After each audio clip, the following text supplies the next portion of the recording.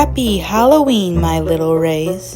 It's spooky month, one of the most amazing months of the year, besides my birthday and Christmas, of course. And today, you will all have the delightful experience of me reading scary stories as pastel gore speed paint plays in the background. But before we get into the video, I would like you all to appreciate this lovely background and character stills that I made specifically for this Halloween occasion. Rebecca herself would be very proud of this spooky little background, and as for the costume that my character is wearing, I'm living vicariously through her, because if I can't dress up as Zook, then she will. But with the intro now out of the way, please like and subscribe, and let's get into this video, my little witches.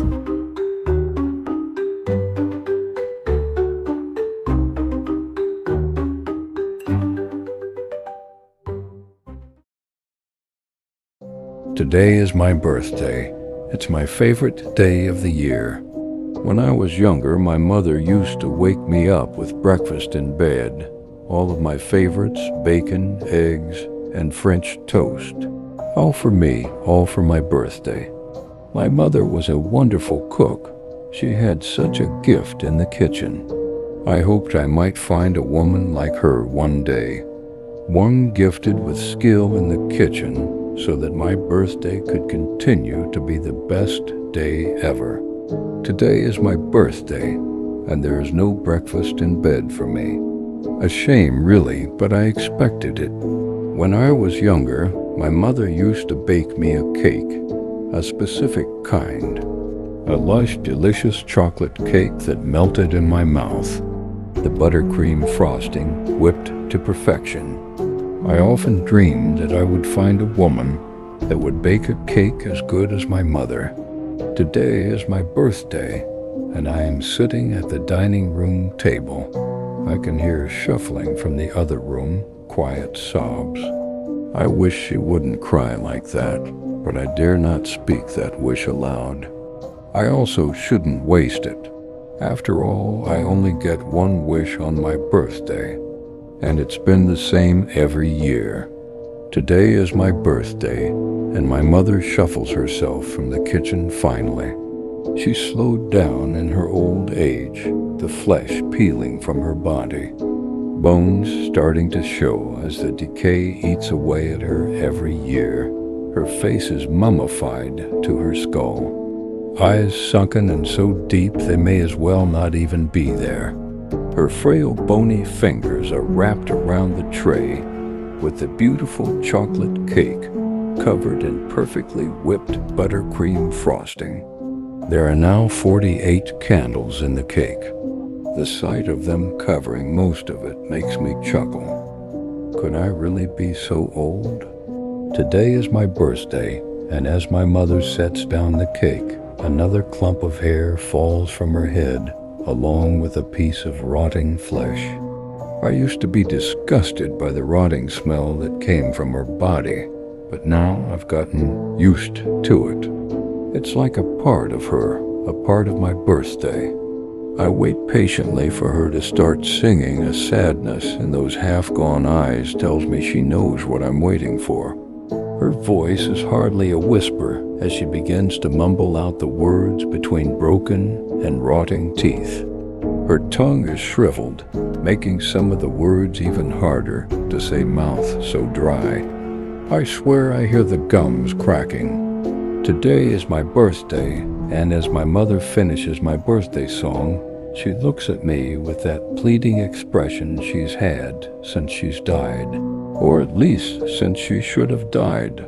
But I couldn't have that on my birthday, which is why I used my birthday wish to make sure my mother could be around forever. Today is my birthday, and I wish again for my mother to continue to live. After all, what other woman could compare to my mother?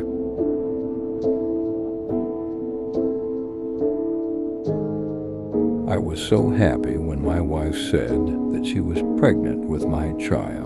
I was ready to be a father, and I wanted to be a grandfather. I also had the money to be able to support this child. My wife was also ready to be a mother, and she would make a great mother.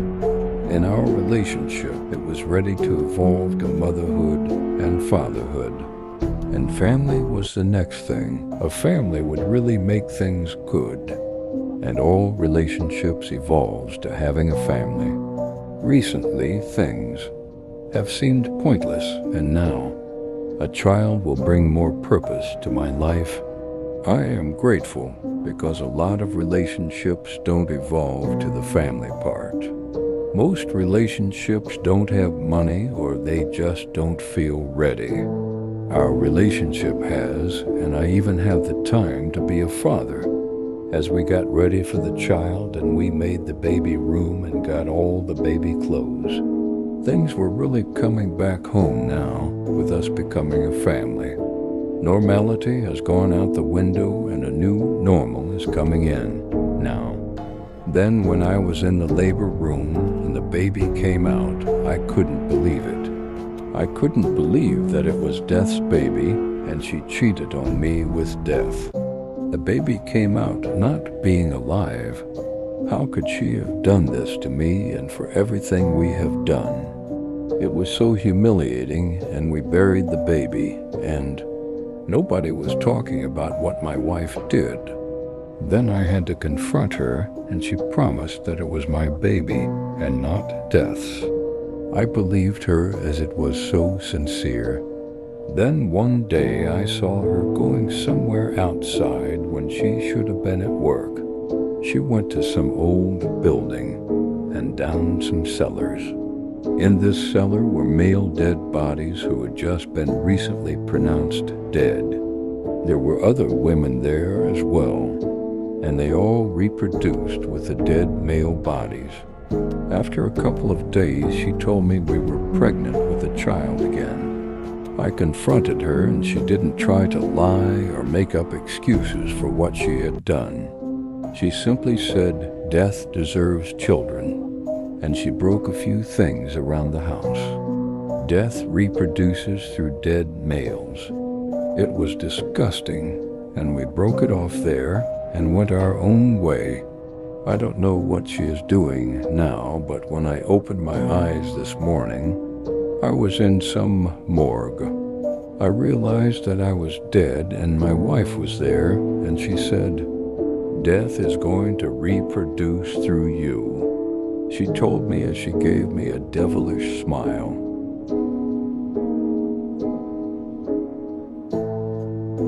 Was fired from my job as the layoffs are pretty crazy right now. But this guy put out a job for cash hand. I don't mind it, and it's just looking after all of his accounts that he uses to catfish people. He has created fake profiles of attractive people and uses them to make people fall in love with them.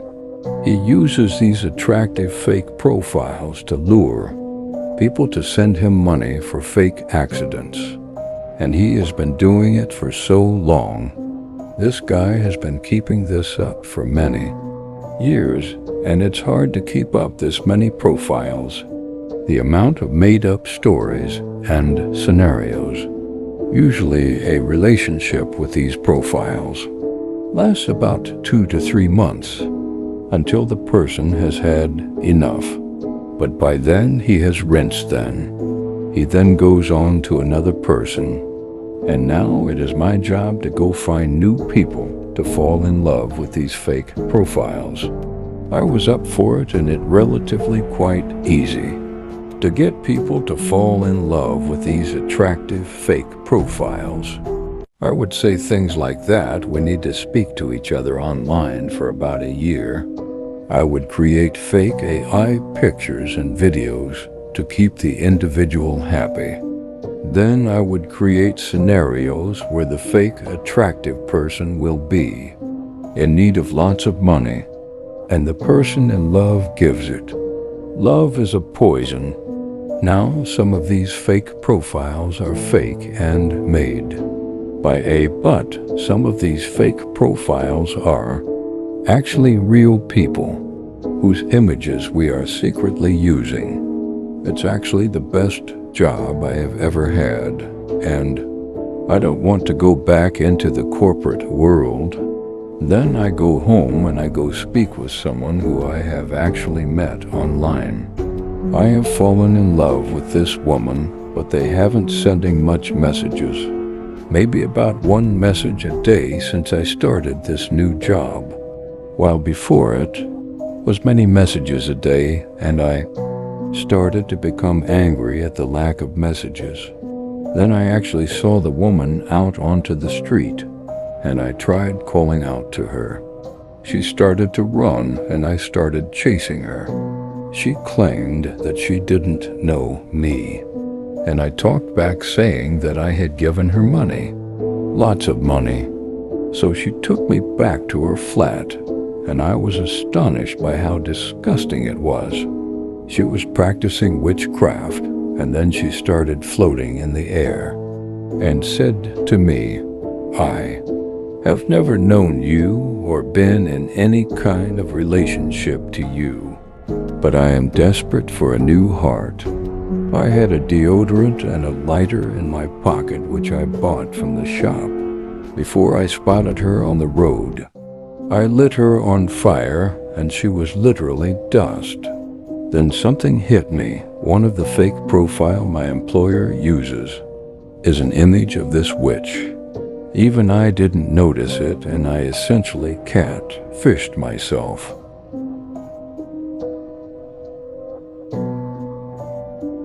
I have always had great shoulders for people to cry on.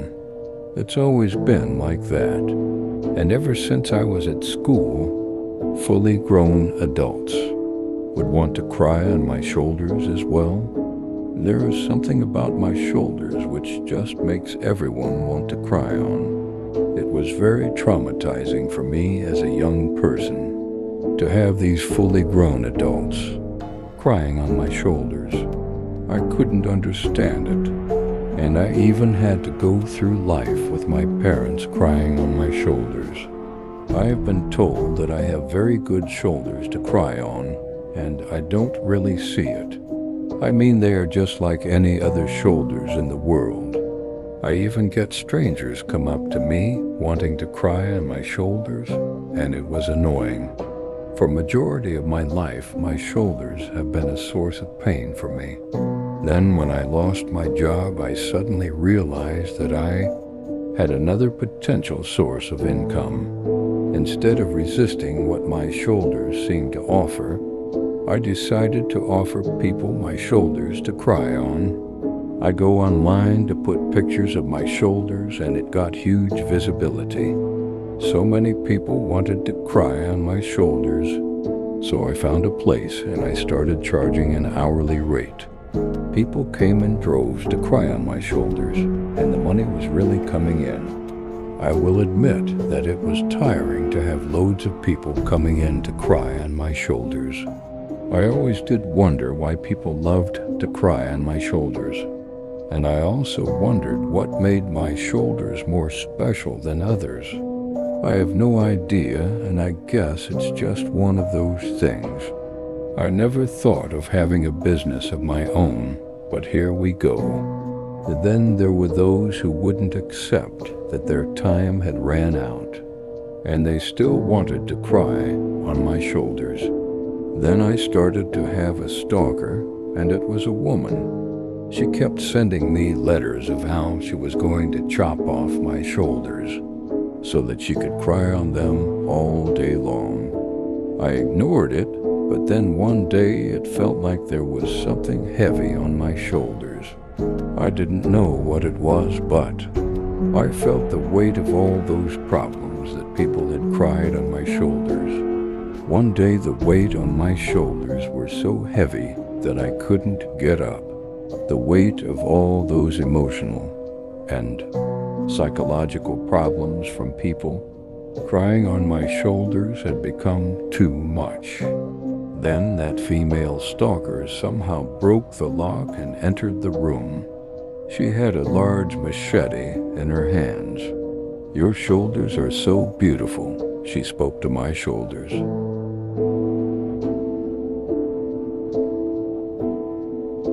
I hired a painter to paint all of my 5 bedrooms, and I found one who was raving huge reviews. I called him up and I wanted him go paint my 5 bedrooms straight away. He sounded reassuring, and I was confident that he will give my 5 bedrooms a good lick of paint. My rooms needed some life into them, and new paint was going to do just that. It's weird how paint of a certain color can change the mood or perspective on something. I really liked this guy, and he told me that he had something really new for me. When the painter finished the first room, I was so excited to have a look at it. When I walked into the room, I was surprised to find that it was the exact same as before.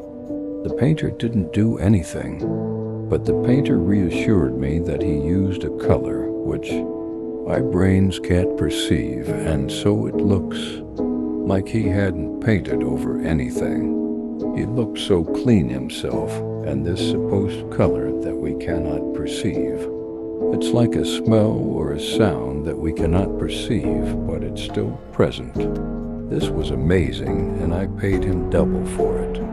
I remember just staring at the walls and just mesmerized by the color that my mind cannot perceive. I definitely wanted him to do my other rooms. I saw his paint with the color my mind cannot perceive. It's just looked empty, and when I saw the painter just dipping his paintbrush inside this paint, and again it looked like it had no paint on it. My mind couldn't process the color, and I used to think that thing that you couldn't perceive would just blow your brains out. But in reality, it would just be invisible essentially. Anyhow, I saw the painter painting the second room, and it looked like he wasn't using any paint. Then when I go into the room again, I see the words asshole on the wall. The painter told me that my brain is starting to perceive some of the paint, and unfortunately, it's come up in the shape as asshole. I understood. When he painted the other rooms, I started to perceive some of the paint, but the parts that I could perceive happened to be in the shape of words. Words like dumb, ass, weirdo, and gullible. Then my friends tried to step and told me that I am being taken for a fool. Then the painter brought in his friend, and he painted over his friend's hand. This was another unusual paint color which made things see-through. We could even see the painter's friend's bones and blood. It was incredible.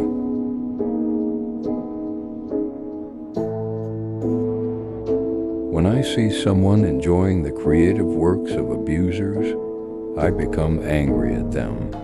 How could they enjoy something which was made from an abuser? When Marcus the librarian enjoyed the artwork made from an abuser, I hated Marcus instantly. I wanted Marcus to suffer, and the artwork was made by the abuser called Rodney. Rodney Abuse was completely original, and he used to force people to bully him till they were exhausted. After he let them go from forcing them to bully him, they would get so traumatized by the experience, they had no idea who to go to, because from the outskirts, it was they who were bullying Rodney. I too was a victim of Rodney, and he forced me to bully him till darkness.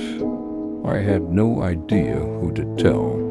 The victims would go insane and start to punish themselves in painful ways. Rodney would also go to men with imaginary wives, and he would ask them whether he could sleep with their imaginary wives.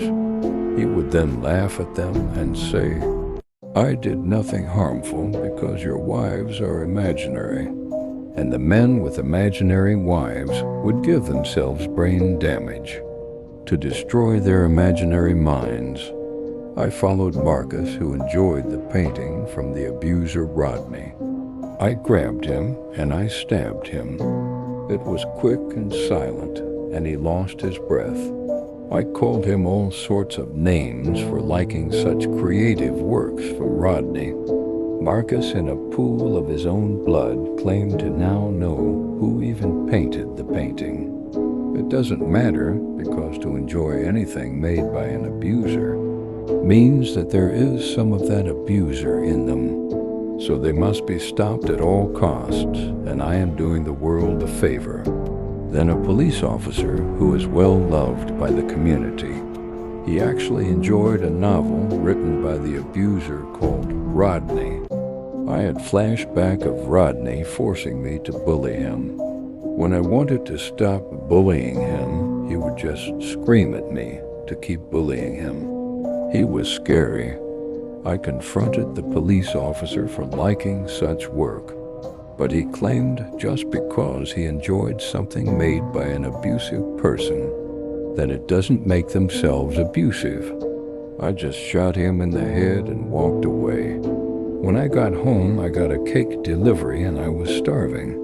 The cake was amazing, and when I looked at box to find out who had sent it to me, it was Rodney.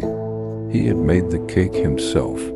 I couldn't believe it that I enjoyed something made by an abuser. I'm going to deal with myself now.